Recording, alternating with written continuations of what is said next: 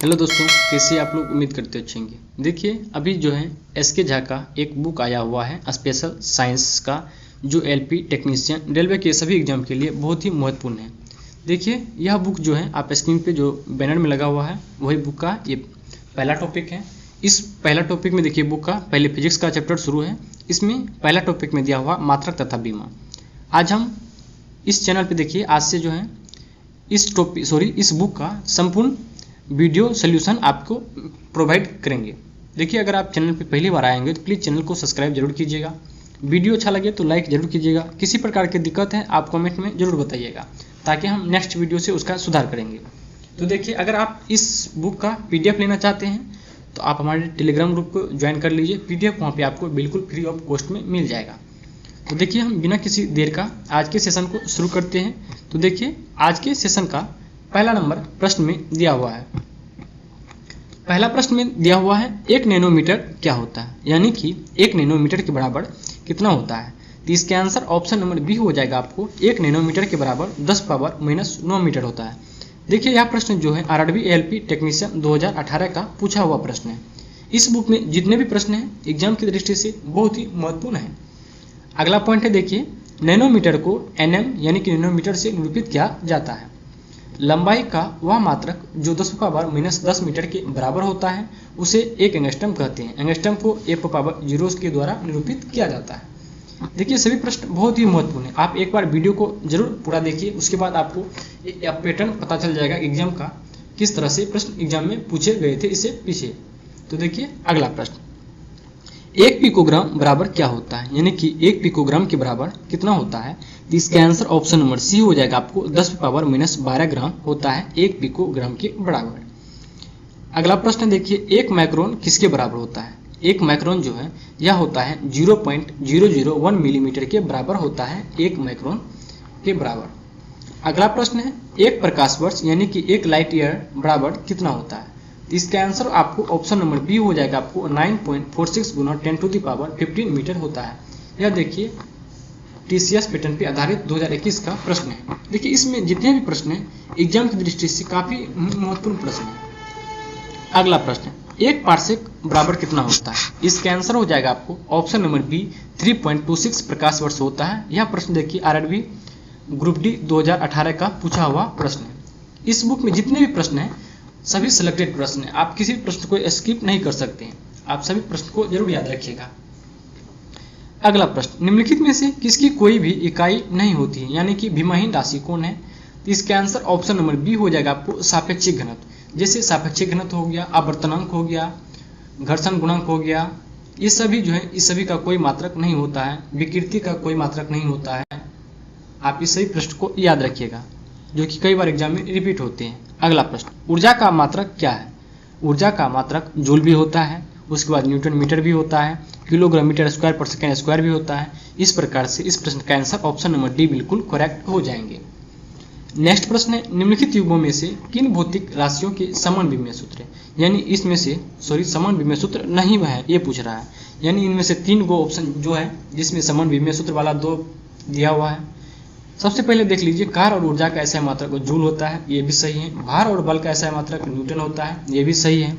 आवेग और संवेग का भी मात्रक समान होता है। तो इस प्रकार से इस प्रश्न का आंसर ऑप्शन नंबर ए हो जाएगा आपको। बल एवं दाब इसका मात्रक समान नहीं होते हैं।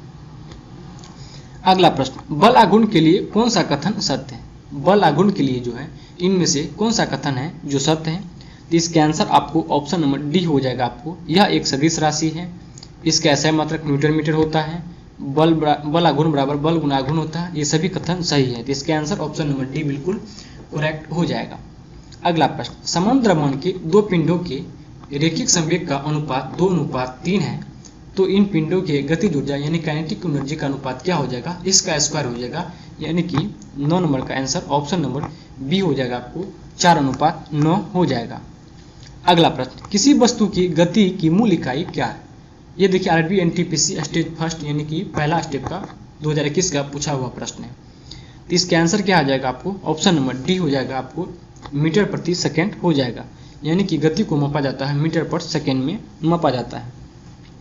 अगला प्रश्न है वेबर प्रति सेकेंड डैश के बराबर होता है। वेबर प्रति सेकेंड जो है यह होता है आपको वोल्ट के बराबर। किसके बराबर होता है? तो वोल्ट के बराबर होता है। अगला प्रश्न है 12 नंबर, किसी पदार्थ की मात्रा को मापने के लिए निम्नलिखित में से कौन सी एसआई इकाई का प्रयोग किया जाता है? देखिए पदार्थ की मात्रा को मापा जाता है किसमें? तो मोल में। तो इस प्रकार से इस प्रश्न का आंसर ऑप्शन नंबर ए बिल्कुल करेक्ट हो जाएगा। अगला प्रश्न देखिए विद्युत ऊर्जा की व्यावसायिक इकाई क्या है? यह देखिए आरआरबी ग्रुप डी 2018 का पूछा हुआ प्रश्न है। विद्युत ऊर्जा की व्यावसायिक इकाई क्या है? तो इसका आंसर ऑप्शन नंबर सी हो जाएगा आपको किलोवाट घंटा। क्या हो जाएगा? किलोवाट घंटा हो जाएंगे। अगला प्रश्न है थर्मोडायनामिक तापमान की एसआई इकाई निम्न में से कौन सी है? इसका आंसर ऑप्शन नंबर सी हो जाएगा आपको केल्विन। क्या हो जाएगा? केल्विन हो जाएंगे। अगला प्रश्न है निम्नलिखित में से कौन सी ऊष्मागतिकी यानी कि ऊष्मागतिकी तापमान की मूल एसआई इकाई है? तो इसका भी आंसर ऑप्शन नंबर ए यानी कि केल्विन बिल्कुल करेक्ट हो जाएगा।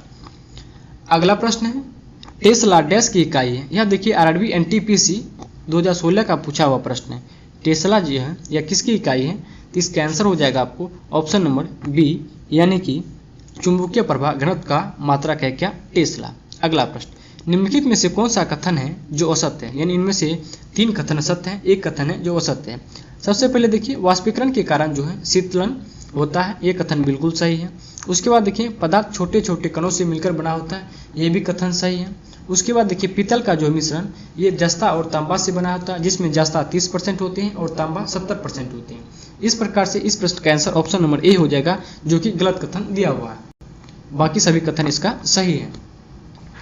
अगला प्रश्न एक निश्चित स्तर से ऊपर किसी विमान की ऊंचाई मापने के लिए किस वैज्ञानिक उपकरण का उपयोग किया जाता है?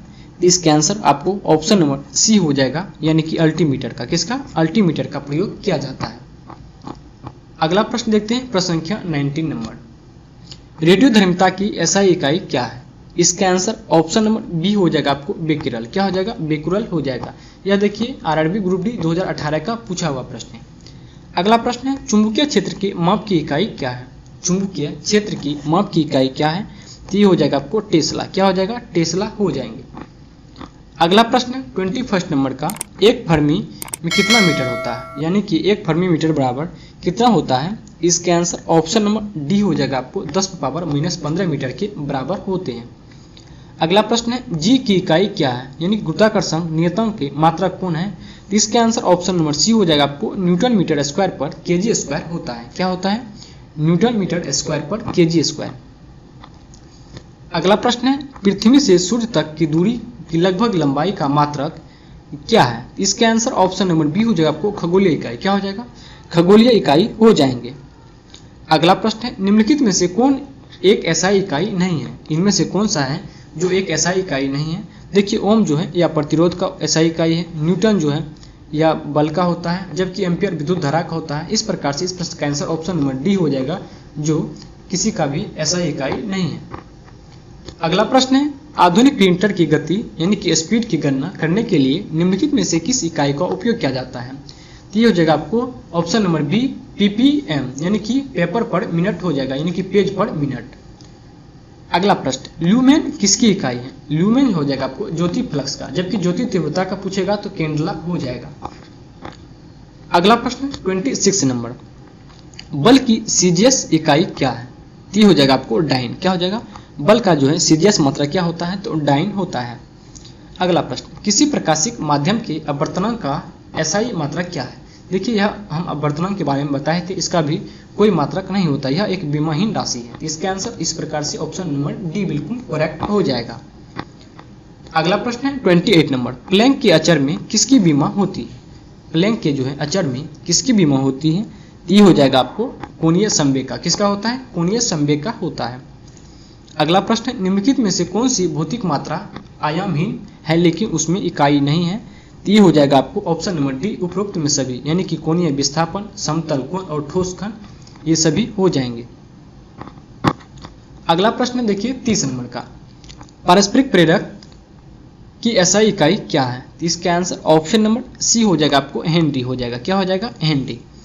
अगला प्रश्न है निम्नलिखित में से कौन सा मात्रक सुमेलित नहीं है? इनमें से कौन सा मात्रक हैं जो सुमेलित नहीं है। पहला देखिए डेसिबल, ये होता है आपको ध्वनि की इकाई, तो ये बिल्कुल सही है। उसके बाद है अश्व शक्ति, ये होता है शक्ति की इकाई, ये भी सही है। उसके बाद है देखिए समुद्री मील, ये होता है नौसंचालकों में दूरी की इकाई, तो ये भी सही है। तो इस प्रकार से ऑप्शन नंबर डी इसका बिल्कुल करेक्ट आंसर हो जाएगा, जो कि सुमेलित नहीं है। अगला प्रश्न है ऑटोमोबाइल में यात्रा की दूरी को मापने के लिए निम्न में से किस उपकरण का उपयोग किया जाता है? तो इसका आंसर ऑप्शन नंबर बी हो जाएगा आपको ओडोमीटर का। किसका? ओडोमीटर का प्रयोग किया जाता है। स्पीड मापने के लिए स्पीडोमीटर का प्रयोग किया जाता है, ये भी याद रखिएगा। निम्नलिखित का सही मिलन करें। पहला देखिए वाट, वाट बराबर क्या होता है? ये होता है आपको न्यूटन मीटर प्रति सेकेंड होता है। 1 किलोवाट बराबर क्या होता है? 1 किलोवाट बराबर होता है 1000 वाट। अब 1 किलोवाट घंटा बराबर होता है 3.6 गुना 10⁻6 जूल होता है, और 1 हॉर्स पावर बराबर 746 वाट के बराबर होता है। तो इस प्रकार से इस प्रश्न का आंसर ऑप्शन नंबर ए बिल्कुल करेक्ट हो जाएगा। देखिए सभी प्रश्न बहुत ही महत्वपूर्ण है। आप एक बार वीडियो को अगर लास्ट तक देख लिए तो आपको समझ में आ जाएंगे कि एग्जाम में किस प्रकार के प्रश्न पूछे जाते हैं। तो अगला प्रश्न है निम्नलिखित में से कौन सी व्युत्पन्न इकाई नहीं है? इनमें से कौन सा है जो व्युत्पन्न इकाई नहीं है? इसका आंसर ऑप्शन नंबर सी हो जाएगा, आपको मोल हो जाएगा, क्योंकि यह एक मूल मात्रक है। आज के वीडियो का देखिए लास्ट प्रश्न है निम्नलिखित में से कौन सी अविमीय राशि है? तो इसका आंसर ऑप्शन नंबर अविमीय यानी कि विमाहीन राशि है, तो ये हो जाएगा आपको विकृति। क्या हो जाएगा? विकृति हो जाएंगे। देखिए उम्मीद करते हैं आपको वीडियो पसंद आएंगे। वीडियो अगर अच्छा लगे तो प्लीज़ आपसे रिक्वेस्ट है वीडियो को लाइक और अपने दोस्तों के शेयर जरूर कीजिएगा।